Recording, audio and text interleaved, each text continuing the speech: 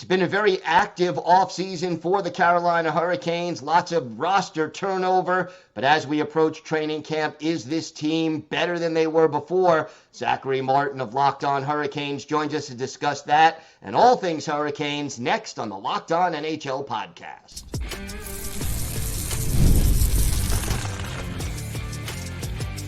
You're Locked On NHL, your daily podcast on the National Hockey League. Part of the Locked On Podcast Network, your team every day. Gil Martin here, and welcome everybody to the Monday edition of the Locked On NHL Podcast, part of the Locked On Podcast Network, your team every day. I want to thank everyone who makes Locked On NHL your first listen every day. Don't forget to subscribe on YouTube or wherever you get your podcasts so you get new episodes as soon as they drop.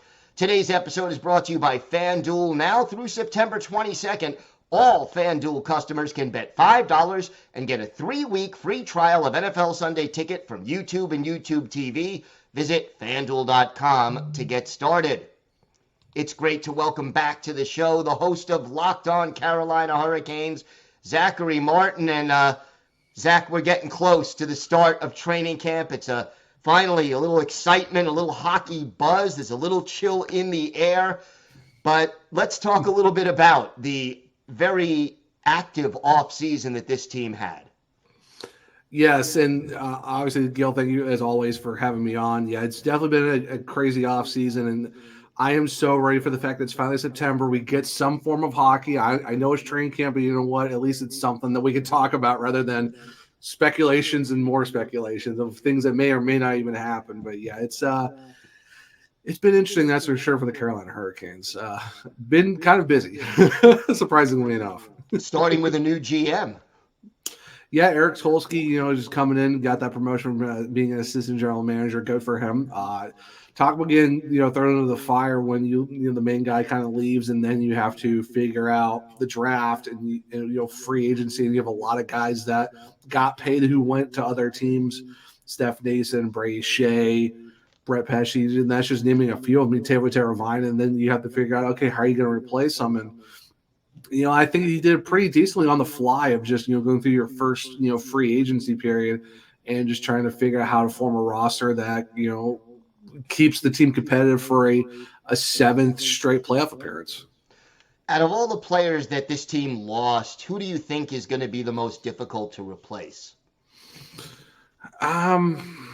I would probably say probably Brett Pesce, just for the fact of how good defensively he is. I know he's not he's no Jacob Slavin and stuff like that. Of course, you got your offensive guys like Brent Burns and Brady Shea, with Shea leaving. But I think just what Brett Pesce did kind of, was a solidified guy who played good defense while giving you a little bit of offense as well. But we'll still be able to, do special team, on the penalty kill and stuff like that. So I think he's going to be a little bit more difficult to, replace in a way, but it's not a big layer. I mean, you could maybe look at Teuvo Teravainen on the offensive side just because he was a top 6 guy that you're like, how do you replace a guy in the top 6? So I would say that's a close one if you want to look at a forward that's kind of like, how do you replace a guy like that? As far as the newcomers are concerned, who excites you the most? Oh, you know what? If it wasn't for the guy that I am going to pick, I would have said Shane Gostisbehere because we had him before, but now he can for 3 full seasons. I would have been excited for that one, which I still am. But I'm actually excited for Sean Walker. I think he's going to be really, really good. I think he's a very underrated signing that the Hurricanes got. A really great deal. I think it was like $3.6 million for 5 years. So you can lock this guy up for a good number of times. And he played really well in Colorado, played a good stints in Philadelphia as well, and even with the Kings. And I think he's your Brett Pesce replacement, to where he does play some good defense, but he does have some offensive upside to him as well. So if you put him possibly second D pair with Dmitry Orlov or keep with Shane Gostisbehere, I still think that's still a great pairing for them. But I'm excited for Sean Walker for the fact that you got him locked up for 5 seasons. I think, like I said, it's a very underrated signing that the Hurricanes got just bringing him in. There is a little bit of a cap crunch right now in Carolina. Now, I know there's a way out of this, but there is a cap crunch. Talk to me about that. Does it limit the team at all, and how are they going to handle it? Yeah, so right now, as I think from what I saw from Puckpedia earlier today, they're like $79,900 something dollars left in their cap. So yeah, they are pretty up there. Luckily, they're not like the Washington Capitals. They're like 10 million over the cap, so it's not as bad. But yeah, if you're looking at possibly making some moves, I think it's gonna be a lot of internal call ups and send downs just because of the fact of how you're gonna work that with guys with contracts are like $775,000 or maybe a little bit more like 950 and how you work that out. But with the fact that you do have, Jesper Foss officially going to be out for the season with his neck surgery, he's not officially on LTIR status, but there is that possibility that if the Hurricanes need to get some flexibility, they can do that. I know that's adding like $2.4 million.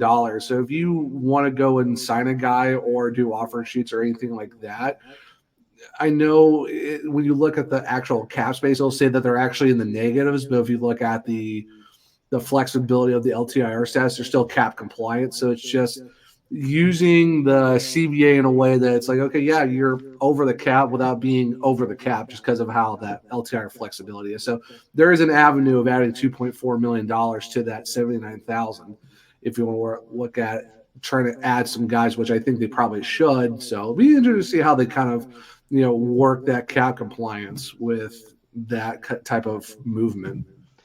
You talk about adding some guys. What position do you think they should look to add at this point?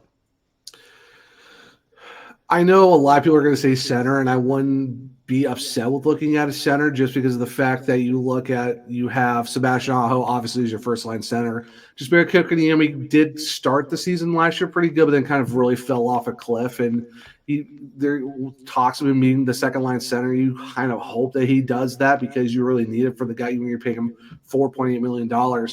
Jordan Staal is your third line center, and then you just re-sign Jack Drury to 2 more years of your fourth line center. Past that, you got Tyson Jost, who's like someone that you can use as a 13th forward. Then you have Ryan Suzuki in the AHL, and then after that, it's kind of slim behind him too. So maybe you're looking at a center that you could use and be like, maybe I don't know if he's a bona fide second line center or maybe someone who's just able to help bring some depth or release to it. I would even say left winger, honestly, too, because you lose Teuvo Teravainen and now you lose Jesper Foss, who's going to be on that right side. You could have had Jack Roslovic being your top 6. Now it's like, he could still be up there, but you're still looking at trying to figure out a winger spot that's kind of open. Now you could use someone like a Bradley Nadeau, Jackson Blake, Felix Anderson, but you have all these guys who played 3 games or less, or like Anderson played in the SHL last year.